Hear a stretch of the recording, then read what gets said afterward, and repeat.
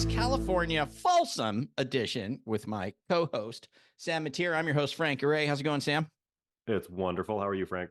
I'm doing good, man. I'm doing good. You know, it's the beginning of the year. It's January of 2024. We're still technically, I'd say, you tell me, but we're still technically in what we would consider the little more dormant sort of winter months for real estate.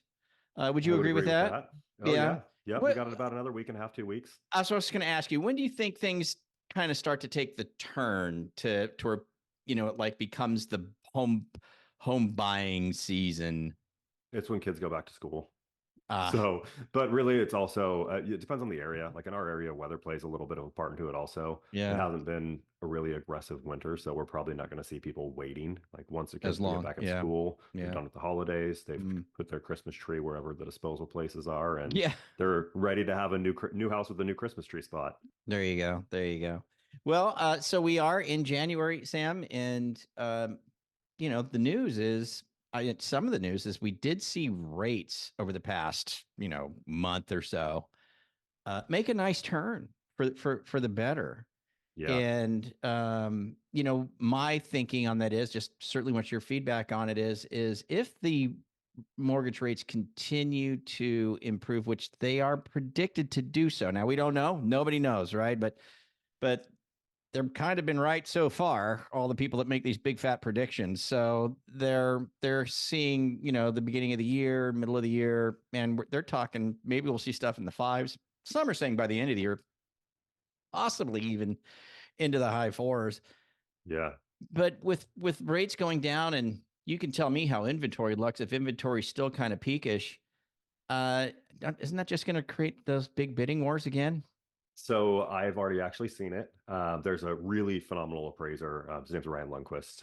He kind of does his own stuff. And if I remember properly, he was just talking about a house that received 100 offers on it. What? One of my partners wrote on a house that had over 60. Up in our neck of the woods up here? Up in our neck of the woods. Both of those are within like 10 miles of me in the greater Sacramento region. Are you flipping kidding me right now? No. So it's, and I will give that they were priced aggressively. Okay. But that tells you how many buyers are out there.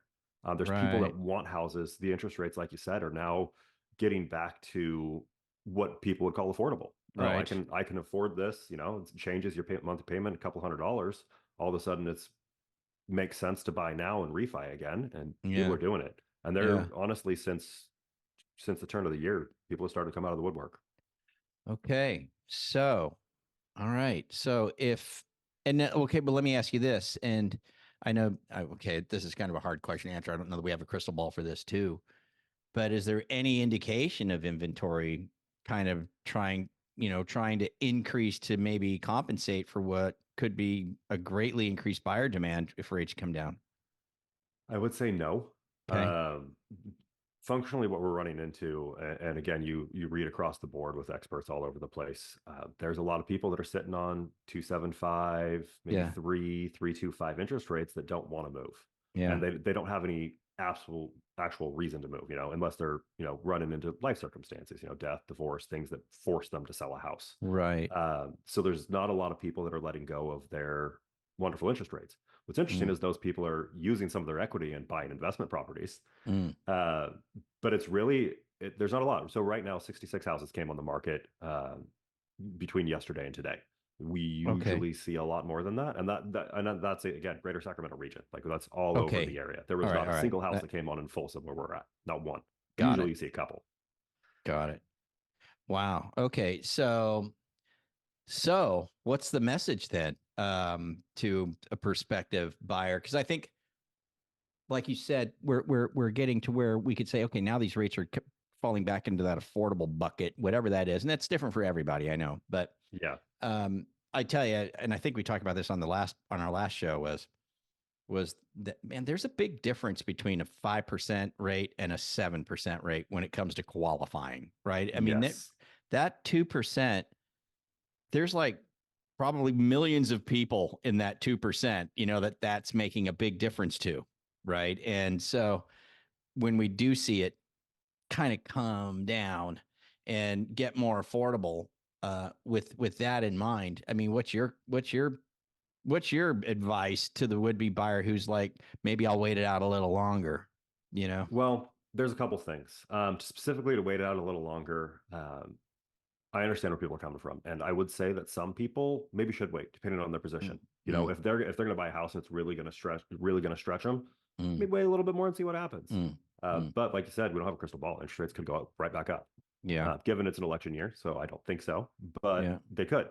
Yeah. The other thing that I would say is if you are buying right now, who you partner with right now matters more than just about any other time. Mm, Like mm, you need one, a lender that really knows what they're doing. mm. You need someone that knows how to close a deal. You need someone that knows how to work the numbers to make it to where you get the best payment that you can afford. And also someone that's not going to tell you to buy a house that you can't buy, that you Right. can't afford. Right. And you also need a good agent that knows how to compete with the other offers that are coming in. Uh, That's that's a really good point. And I didn't mean to interrupt you, but if you do think of it, and if you've got a second after, go ahead and finish your stream of thought. But then I'm curious about what are some of the things that a buyer can do to be competitive if we do find ourselves back in that well, they competitive just call market. me and then I'll tell them.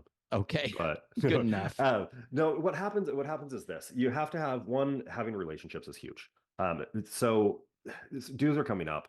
There was some big changes in the market of realtors, as you aware, and we talked about last time. Mm, A lot of agents are getting out of the business, lots and mm, lots. We're seeing them drop by hundreds of thousands mm. across Wow. the nation.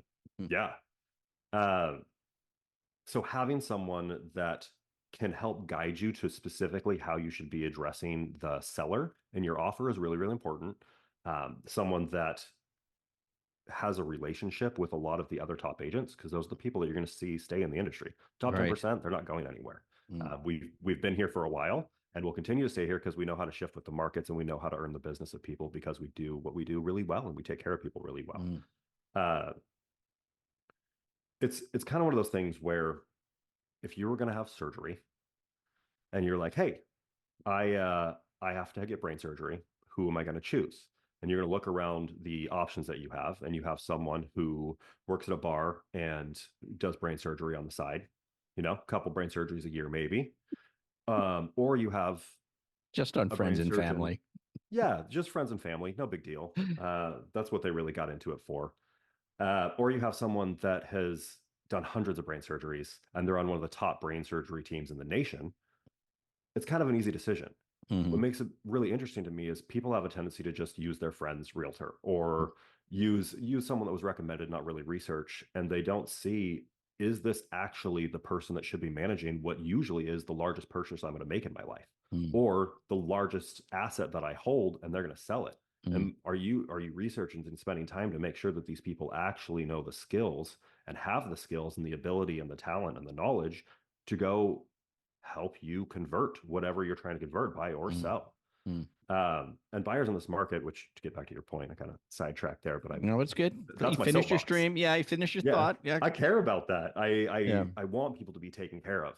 Uh, what you were asking, the things that they can do to compete. One, Yeah. have your pre-approval ready. Like talk to a lender and know what you can actually afford. Yeah. I all the time, and it makes me sad for people that are like, oh, I want to go see this house. I love it. I've got this much money in the bank. I can totally afford it. And you go see the house and they love it. And then they get their credit ran and there's a problem and they Yeah. miss the house because they weren't ready to buy. Mm. That, first and foremost, please talk to Frank. I think you can lend nationwide, right? Yes. Yeah, so talk to Frank wherever you're at in the world Yeah. or the nation. Yeah. Talk to Frank. He can help you get pre-approved. Number one thing you have to do as a buyer to be ready to write a good offer. Submit Mm. it with a pre-approval letter. Two, what I typically recommend, these are my little secrets here. Do a higher earnest money. If you have cash to give, put a little bit more cash up front. That separates you. Mm. You can adjust terms a little bit when it Mm. comes to who's paying for what. You can throw a little bit more money into that so the seller walks away with more. Mm. Most times, what you're running into with sellers right now is they care about closing fast because they're in situations where they just need to be done with the house Mm. and the most amount of money they're going to make. Mm. But every once in a while, there's little things, rent back, stuff like that, that you can toss in that will create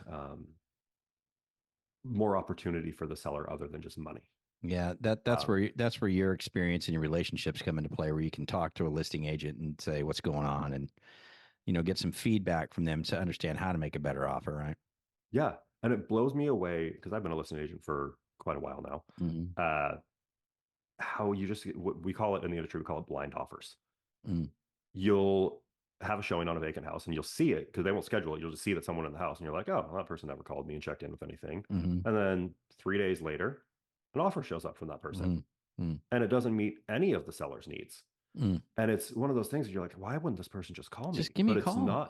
it's not commonly thought of in the industry to just call the listing agent and see what the seller actually needs. Yeah. Yeah. It blows me away. But again, so that things like that, who you're partnering with. Yeah, who you partner with. Yeah, I mean, it's a good point. Yeah. So, and I'm sure you've got a couple other things that you can help with in order to, you know, get a buyer to be his or her offer to be a little more competitive. But we'll let them talk to you, you know, about that. Yeah. So I have other secrets. And if you want to know the secrets and you're an agent and you're looking to join a team, we are actually recruiting this year. So we're looking. Are you? Are you looking to recruit this year? All right. Well, hey, we might as well let people know. Yeah. What areas are you looking for? Anywhere greater Sacramento area? Greater Sacramento area. As long as you're willing to show up in person to work.